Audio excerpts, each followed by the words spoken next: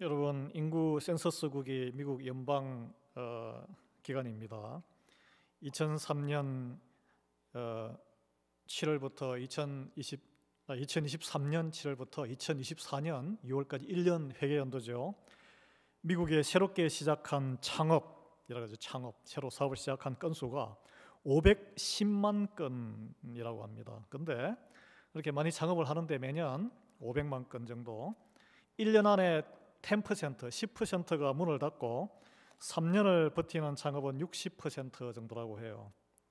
근데 이 중에 여러분, 우리가 대부분 창업자들이 큰 기업을 꿈꾸는데 큰 기업으로 성장하는 경우는 0.5%고 대부분은 1인 기업이나 소규모 자영업이라고 합니다. 지금 미국에 등록된 사업체 3,300만 개가 있는데 그중에 82%인 2,700만 개가 직원 없이, 그러니까 세금 보고 기준이겠죠.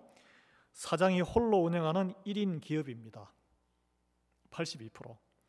빈손으로 이민 와서 우리가 아메리칸 드림을 일군 한인들의 세탁소와 그로서리 또는 뷰티 스플라이, 작은 가게를 하는 우리 패밀리 비즈니스의 모습과도 많이 닮아 있다고 할 수 있습니다. 여러분, 미국은 세계 1등의 거대한 경제예요. 그래서 이 거대한 경제가 사실은 이 통계상으로 보면 대부분 어려운 가운데 한 사람이 시작한 작은 시작으로 이루어진 아메리칸 드림의 결과란 거예요. 지금은 여러분 다 들어서 아시는 대기업으로 전 세계에 영향력을 발휘하게 된 엔비디아의 그 창업자 젠슨 황, 중국계 미국 시민입니다. 미국에서 태어났습니다. 테슬라의 일론 머스크, 이민자입니다. 그 출발은 미미했어요. 아무도 알아주지 않았습니다. 일론 머스크는 우리가 알고 있는 필라델피아의 명문 아이비리그 유펜, 펜실베니아 대학을 졸업했습니다. 그러나 친구들처럼 안정된 직장으로 평안한 삶을 고액 연봉을 추구하지 않고 허름한 창구에서 동생과 친구 딱 3명이서 처음에는 신문사 온라인 그 90년대 말에 그 도시 가이드 하는 소프트웨어를 개발해서 그걸로 돈을 시드머니를 마련해서 페이팔을 만들고 페이팔 시드머니로 지금 테슬라가 시작된 거예요, 사실은. 자, 여기는 쉬운 길을 택하는 대신에 작은 시작을 부끄러워하지 않고 시작하는 모험을 감행했다는 공통점이 있습니다. 여러분, 우리가 사용하는 페이스북에 마크 주커버그, 하버드 대학을 갔는데 졸업을 안 했어요. 중간에 자기가 취미생활로 했던, 학생들을 대상으로 했던 그 페이스북의 인생을 걸었습니다. 중퇴, 고졸 학력. 그리고 지금 여러분 모르시겠지만 자율주행, 테슬라가 자율주행, 그냥 이제 연세 드신 분은 어디 말만 딱 하면은 쫙 집에까지 모셔드립니다. 실제로 그렇게 해요. 그 테슬라의 자율주행 기술과 경쟁을 하는, 이게 차세대 기술이에요. 라이다 기술을 가진 회사, 아마 들어보신 분 거의 없을 거예요. 루미나 테크놀로지를 창업한 오스틴 러셀이라는 아직 청년이에요. 아직 30살인데 이 스탠퍼드 물리학을 중퇴하고 자기 집에 차고에서 시작을 했어요. 그래서 25세에 억만장자가 됩니다. 제가 이거 이제 뭐 이렇게 성공을 해서 큰 기업과 돈을 찬양하는 게 아니고, 이 핵심은 뭐냐면, 이 말씀을 때 핵심은 뭐냐면 안일한 길을 포기하고 작은 시작을 위해 뛰어든 용기를 지금 제가 말하는 거예요. 뭐 실패 확률이 크죠. 그러나 no risk, no gain, 또는 다른 말로 no pain, no gain. 리스크를 걸지 않으면, 모험하지 않으면 얻는 게 없다는 거예요. 비록 성공 확률은 낮을지라도 작은 시작에 믿음이 없으면 시작조차 안 합니다. 모든 일이 그래요. 믿음이 없으면 뒷바닥에 씨앗을 뿌리지 않아요. 안일함에 빠져 살게 되고 시작이 없으면 그 인생에는 아무것도 일어날 수 없다는 거예요. 교회도 마찬가지예요. 여러분, 이 사례를 들으면 여러분, 지금 앉아 계신 여러분 가운데 연세 드신 분이 많은데 이렇게 생각할지 모릅니다. 아이고, 나는 인생 다 살았는데, 젊고 어리고 똑똑하니까 가능했지. 나는 너무 늦었어. 조용히 건강 유지하며 살다 가는 거지 뭐, 이렇게 생각할지 모릅니다. 그러나 여러분, 이 시작은 클 필요가 없습니다. 내 시작은 미미하였으나 그 끝은 창대하리라. 그 말씀을 붙들고 우리는 뭐든지 할 수 있어요. 작은 시작은 젊은이들만이 누리는 특권이 아니란 거예요. 예를 들겠습니다.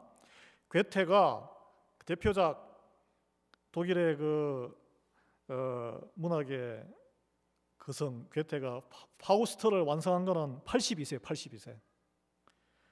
파버르, 곤충기로 유명한 파버르가 그 책을 언제 완성했냐면 85세에 완성을 했어요.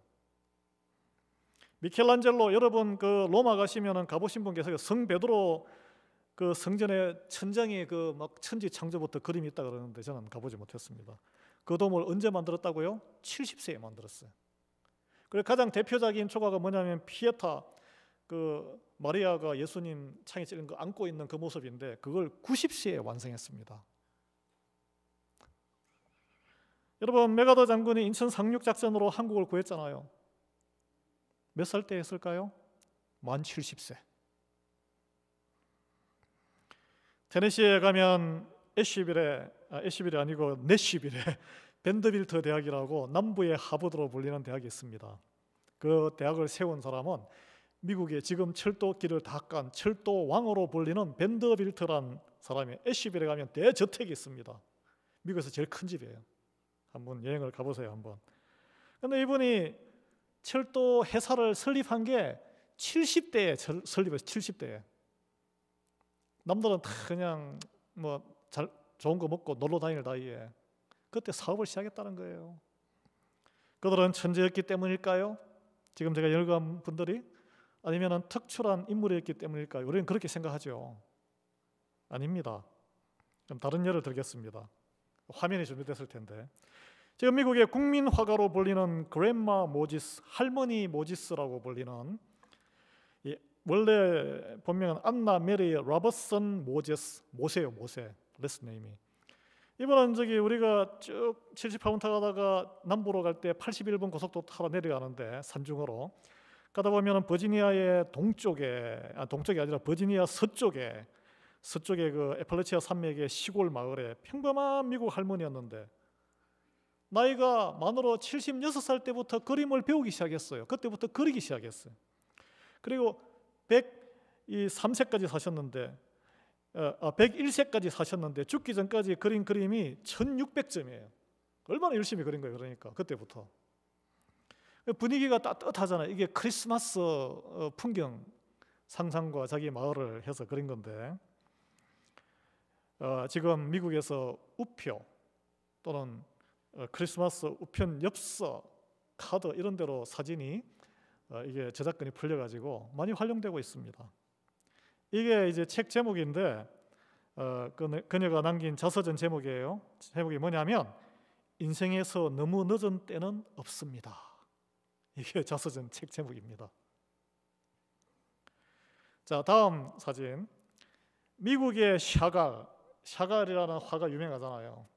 미국의 샤갈로 불리는 화가 해리 리버만은 이번엔 사업하다가 74세에 은퇴를 했는데, 은퇴하니까 심심하고 여기저기 시니어 센터에 놀러 다니고 하다가 어느 청년이, 그러다가 3년을 세월을 77세가 됐어요. 어느 청년이 그림을 좀 배워보세요. 내가 그림에 소질도 없는데? 그래서 하도 건면을 해서 그 그림 그리는 거기에 가서 배웠는데 너무 재밌는 거예요. 그래서 매일 그림을 81세부터 그렸는데 101세까지 그림을 그려서 22번의 개인전까지 가집니다. 103세에 돌아가셨는데 작품 수백 점이 미국에 지금 메트로폴리탄부터 해가지고 전시까지 되고 있다. 이게 무슨 그림이냐 제가 찾아보니까 이게 노아의 이야기가 아니고 요나의 이야기, 성경에 나오는 요나 이야기를 그림으로 그린 거예요. 요나 배에서 던짐을 당하잖아, 이렇게. 고래 뱃속에 들어가잖아요. 여러분, 우리가 아는 경영학의 대가 피터 drucker는 돌아가셨는데 뉴욕의 NIU 뉴욕 대학의 경영학과 교수였죠. 그분은 30여 권의 책으로 세계적인 경영학의 대가가 되었는데 언제부터 책을 썼냐면 65세부터 첫 책을 쓰기 시작했어요. 그래서 96세까지 30권을 써서 그 책으로 경력학에서 가장 대표적인 손꼽히는 학자로 이름을 남기게 되었다는 거예요. 뭐 그렇게 멀리 갈 필요 없습니다. 우리 여기 맥가트 로드에 가다 보면 저쪽으로 22번 쪽 가다 보면 오른쪽에 KFC, 켄터키 프라이드 치킨 요즘 잘 안 가시죠?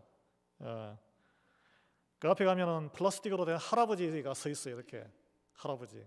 제 아들한테 물어보니까 모르더라고. 제가 데리고 간 적이 거의 없기 때문에. 그 할아버지 상이 있는데 그분은 켄터키 프라이드 치킨 창업자 샌더스 대령이에요. 대령. 뭐 이게 아주 탁월한 그런 커리어를 가진 분이 아니고 온갖 직업을 전전하면서 40대까지 제대로 된 직업이 없었던 사람이에요. 1890년대에 태어난 이분이 1955년도에 그때는 옛날에는 일찍 또 은퇴했잖아요. 65세가 만 65세 되던 남들은 친구들은 다 은퇴하는 나이에 낡은 트럭 한 대 남은 재산으로 치킨을 튀겨서 파는 비즈니스를 그때 시작한 거예요. 65세에.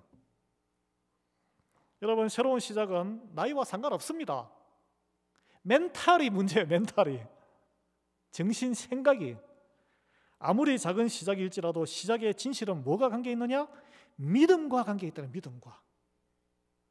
나는 안 돼. 다 끝났네. 인생 끝났네. 이렇게 믿으면 아무것도 못해요. 여러분 세상 일이 지금 제가 예를 들었는데 우리가 생명구원과 직결된 하나님의 일은 어떻게 진행이 될까요? 여러분 세상의 모든 일은 하나님께서 만드신 것이기 때문에 하나님의 뜻이 다 조금씩 우리가 보고 배우라고 다 세상에 드러나 있습니다. 좀 악하게 덧칠이 되어 있어서 그렇지. 하나님의 사역 또한 믿음으로 시작되는 작은 시작으로 진행된다는 거예요. 그래서 그것을 씨앗으로 비유합니다. 씨앗. 겨자씨. 오늘 본문의 기도원을 통해서 우리가 제가 보고 싶은 것은 바로 그 예입니다. 기도원은 요즘 말로 하면은 금수저 물고 태어난 청년이에요. 부유하고 영향력 있는 집안의 아들이었습니다. 자 보십시오. 그의 아버지는 그 당시에 유행하던 가나안의 이방신의 바알 제단을 그 동네 사람들이 다 와서 그 존재 가치를 인정했던 그 제단을 세울 정도로, 그러니까 요즘 말로 하면은 교회 하나를 세운 거예요. 그냥 자기가. 교회는 아니지만 우상신을 섬기는 거지만 재력가는 재력가, 재산 있는 사람. 그리고 기도원이 아버지 몰래 동원할 수 있는 그 가정에 자기 말이라면 껍벅 죽는 종을 10명을 동원해서 10명. 종 10명이 쉬운 일입니까? 옛날에 모섬 10명 정도 거느리면 한국에 엄청난 최소한 100석 이상은 되는 부자예요. 근데 자기가 아들이 아버지 뜻에 거슬러서 10명을 동원할 정도면 종이 수백 명은 되었다는 추정이 가능하죠. 그러나 그는 지극히 소심하고 두려움이 많은 인물로 묘사되고 있습니다. 미디안 이스라엘 사람들을 핍박하는 미디안 가나안 사람들을 피해서 밀 타작을 하는데 넓은 타작 마당에서 해야 되는데 포도주 털이 이렇게 땅을 파가지고 이렇게 밑으로 숨어서 밟아야 되니까 포도를 넣어서, 그죠? 그 안에 들어가서 그냥 무슨 도둑처럼 밀을 타작을 하는 거예요. 왜? 미디안들이 쫓아와서 자기 괴롭힐까 봐 두려웠어. 당시에 이스라엘은 7년간 미디안의 압제를 받아서 백성들은 굶주리고 피신하던 상황, 이런 걸 다 눈으로 보고 자기 힘으로 어떻게 할 수가 없는 거예요. 두려움에 위축된 모습입니다. 그때 하나님의 사자가 나타나서 두려워서 타작도 제대로 못하는 청년한테 용사여, 갑자기 용사라고 표현을 하네. 여호와께서 너와 함께 계시도다.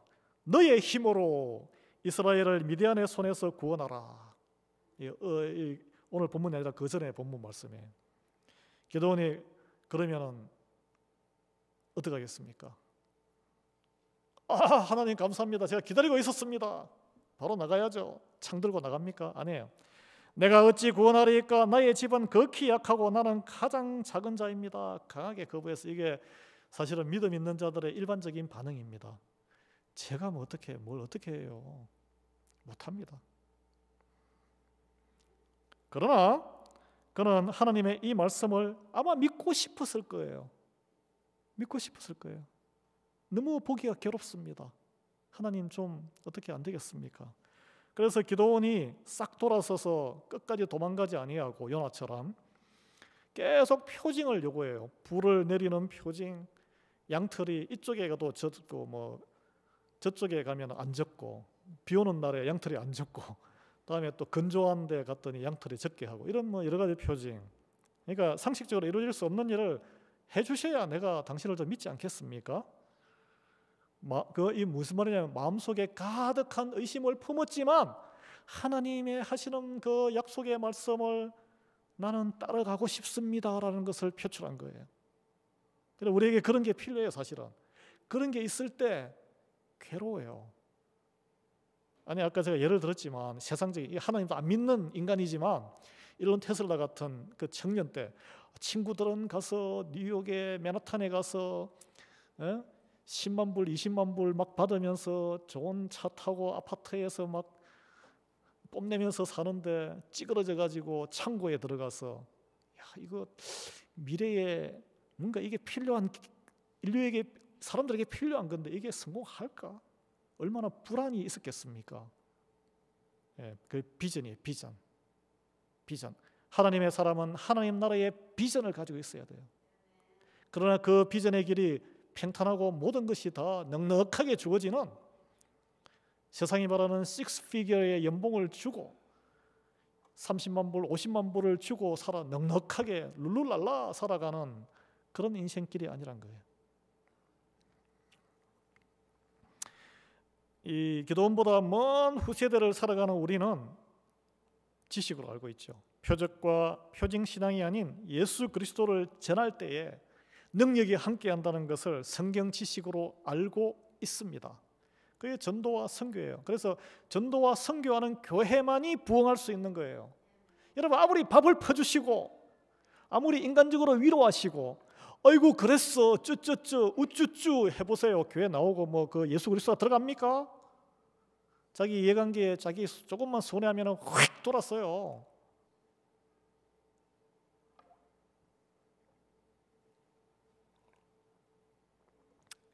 사도 바울이 고린도전서 1장 22절 23절에 유대인은 표적을 구하고 헬라인은 지혜를 찾으나 우리는 십자가에 못 박힌 그리스도를 전한다라고 했습니다.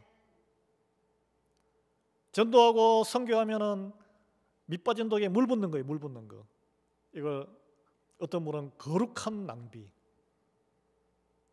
옥합 향유를 깬 그 여인처럼 예수님 앞에서 거룩한 낭비를 하는 게 믿음의 길이라는 거예요. 거룩한 낭비를 하지 않으면 부흥 없습니다.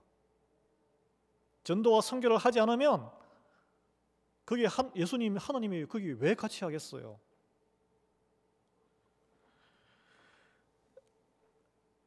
우리가 기드온 같은 상황에 처했다면 아마 저는 와들와들 떨었을 것 같아요. 세상적으로 의지할 것 아무것도 없는데 이 너무 부담스러운 상황, 난공불락의 철벽 같은 민족의 원수들을 무찔러 하나님의 영광을 드러내라고 하는데 내가 어떻게, 이 작은 교회가 어떻게, 다 연로하신 분들, 은퇴하신 분이 절반이 넘는데 어떻게, 젊은 사람들은 다 세상 말로 뺀질뺀질해 가지고 헌신도 없고 나왔다가 조금 상처받으면 팩 떠나버리고 제가 어떻게 해요? 여러분 그런 마음 없으세요?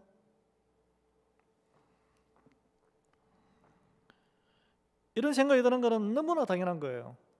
기드온도 그런 생각이 우리보다 더 절박한 상황. 우리는 이렇게 교회 헌신된 분들이라도 있지만 기드온에게는 종 10명밖에 없어요. 그들이 무슨 하나님을 알겠어요? 자기 밥줄 때문에 주인 아들이 시키니까 따라온 거지. 사업 미천도 없고 여러분 인맥도 없고 말도 안 통하는 이 미국 땅에서 내가 어떻게 가족을 먹여 살린단 말인가? 여러분 아마 그런 생각을 했을 시절이 있었을 거예요. 비행기에서 내려서 처음 미국 땅을 밟았을 때는 이 풍요로운 땅, 드디어 미국에 왔구나. 감격이 식기도 전에, 시차 적응하기도 전에 밥 먹을 상도 없는, 물론 뭐 친척이 초대해서 오신 분은 좀 다른 생활을 시작했겠지만 대부분은 박스 떼기 없는 데서 밥을 먹고 그랬습니다. 그때 그 막막한 그때 끌려 나가서 또 바로 일을 해야 돼. 공항에서 픽업하신 분이 일을 하시는 분이라면 그분 따라가서 그 가게에서 일을 시작하는 거예요. 그게 우리 이민 1세대들이 다 경험했던. 그리고 공부를 하고 유학을 온 그래서 잡을 구하기가 얼마나 힘들어요. 그런 분들은 몇백 군데에 어플라이를 해도 한두 군데 인터뷰가 올까 말 거예요. 그리고 또 취업 비자를 어플라이 해야 되고 눈치 봐야 되고 영주권 갈 때까지 거의 노예 비슷하게 생활해야 되고 그런 어려운 가운데 아마 그 막막함 때문에 교회로 찾아오고 하나님께 매달리고 말씀을 듣고 하나님과 예수님을 알게 된 이들 여기에 많을 겁니다. 그때 얼마나 간절했으며 얼마나 열심이었으며 세상에 도움 받을 길이 없으니 얼마나 하나님께 매달렸나를 기억해내야 되는 거예요. 기억하라 기억하라. 우리 이스라엘 백성들이 기억하지 못해서 사사기 시대를 살았어요. 우리도 우리의 그런 과거를 은혜의 순간을 기억해야 돼요. 기도원은 이런 두려움 가운데에서 부담 가운데에서 어떤 길을 선택했습니까? 하나님 말씀에 순종을 선택했습니다. 소심했던 기도원, 그래서 담대하게 사람들에게 선포하고 내가 하나님에게서 이런 말씀을 들었어. 모여라! 당장 우리가 우상을 파괴하고 밝은 대낮에 다 나팔을 불고 사람들을 다 모으자라고 하지 않고 한밤중에 도둑처럼 10명의 종만 동원해서 아버지 집에 바알 제단을 파괴하는 이거 아주 작은 순종의 첫 발걸음이에요. 하나님이 기뻐하셨을까요? 아니했을까요? 하나님이 그 작은 순종을 들어쓰신 거예요. 보기에 좀 한심해 보이지만 순종이었거든요. 계속 두려웠어요. 그러고 나서도 얼마나 또 떨었겠습니까? 이러다가 사람들이 일어나서 이거 잡아 죽여야 된다 이거. 잡아 죽여야 돼. 이거 그때 당시 사람은 상수도에 독약 푼 거랑 똑같아요. 상수원에 독약 푼 거랑 같다니까. 이 사람들이 믿는 그 사고 방식의 생각에는 누가 우리가 섬기는 이 신전을 때려 부셨어. 우리 다 죽이려고 이러는 거래. 이 잡아 죽여야 돼. 그러나 두려움에서도 그러나 한 발짝 한 발짝 하나님의 명령에 순종하는 쪽으로 걸어갔다는 것이 중요한 거예요. 여러분 우리 안에도 기도원처럼 약하고 두렵고 소심한 면이 많습니다. 피해요. 그리고 계속 자기 합리화를 해요. 피하는 길을. 그러면 무뎌져요. 하나님이 관심을 안 가지게 돼. 그 사람에게. 하나님의 뜻을 따르려면 여러분 편안한 삶을 포기할 때가 반드시 필요해요. 그래서 우리가 기억해야 할 중요한 진리는 항상 성경 말씀에 있는데 마태복음 17장 20절에 보면 예수님께서 제자들에게 이르시되 너희 믿음이 적은 영혼이라 진실로 너희에게 이르노니 너희가 만일 믿음이 한 겨자씨만큼만 있으면 이 산을 명하여 여기서 저기로 옮기라 하여도 옮길 것이요 또 너희가 못할 것이 없으리라. 선교 가보신 분 아시겠지만 가면은 여러분께서 조금 도우신 그게 얼마나 많은 아이들이 화글화글 주님을 만나고 방과 후 학교에서 또 교육을 받고 배고픈 배를 채우고 또 헌신하는 선교사님들을 기쁘게 기운나게 하며 그걸 볼 수 있습니다. 작은 믿음이라도 진정한 믿음이 있다면 큰 기적을 하나님이 행할 수 있다는 거예요. 우리는 그것을 보는 목격자인 거죠. 우리가 행하는 게 아닙니다. 우리의 역할은 증거자예요. 증거자. 하나님이 이렇게 하시더이다. 기도원처럼 우리가 동원할 수 있는 작은 것이라도 사용하여 발걸음을 옮길 때 어떻게 됩니까? 내가 믿음으로 서게 되는 사람으로 변화받게 돼요. 그게 가장 첫 번째 수확. 그리고 그 작은 시작을 통해 가장 사랑하는 가족이 믿음을 회복하게 됩니다. 나아가서 이웃과 공동체 그리고 세상이 하나님께로 돌아오는 승리를 목격하게 되고 경험하게 되는 거예요. 여러분 작은 순종이 가져올 변화는 상상 이상으로 큽니다. 안일한 길을 포기하고 작은 시작을 했던 미국의 혁신 창업가들을 자기 자신뿐 아니라 가족도 다 억만장자 됐잖아. 전 세계에 새로운 세상을 여는 혁신과 기술과 제품으로 헌신하는 결과를 가져왔습니다. 여러분 요즘 한국 통화할 때 옛날에 생각해 보세요. 전화 막 해가지고 핀 넘버 막 찍고 막 기억나세요?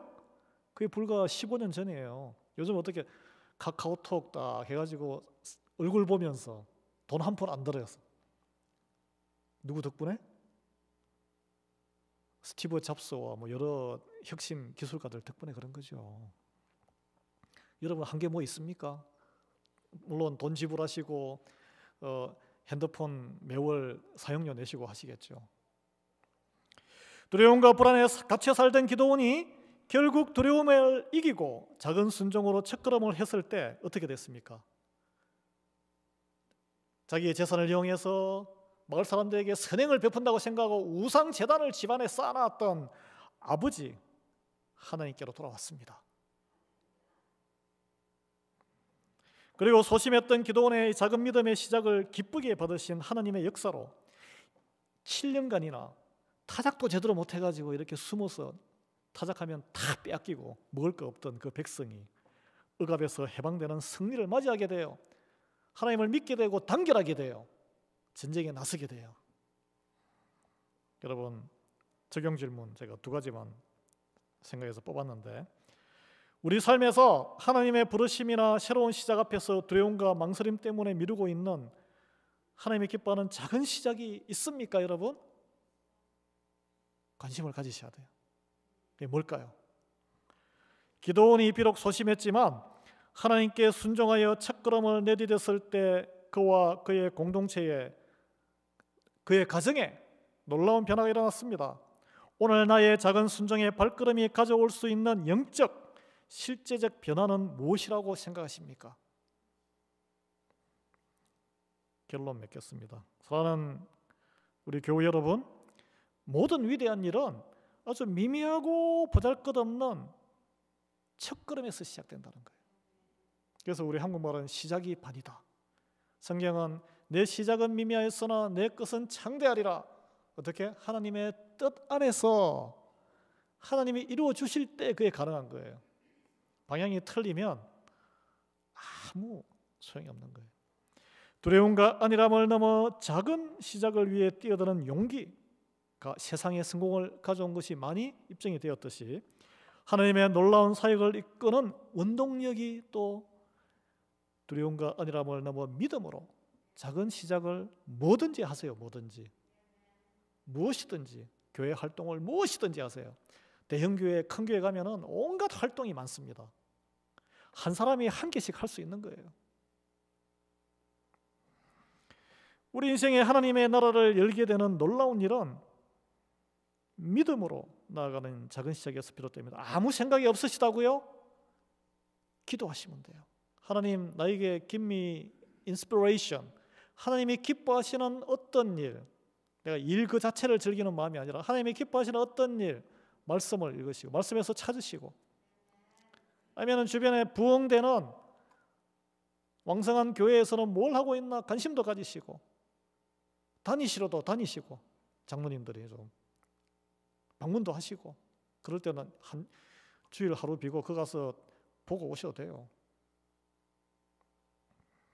그래서 오늘 주님 안에서 하나님이 준비하시는 길을 따라가는, 굳이 우리 하나님의 나라 일 아니더라도 가정에서도 좋은 선한 일을 계속 시작하는 저와 여러분 되기를 예수 그리스도 이름으로 축원합니다. 기도하겠습니다. 우리를 일어나게 하시며 시작해 하시는 하나님, 저희에게 작은 시작의 용기를 허락하옵시고 믿음을 허락하여 주시옵소서. 저희 연약함에도 불구하고 주님의 뜻에 순종하여 첫 발걸음을 내디딜 때 주님께서 저희의 삶과 주변을 통해 위대한 역사를 이루실 줄 믿습니다. 예수님 이름으로 기도합니다. 아멘.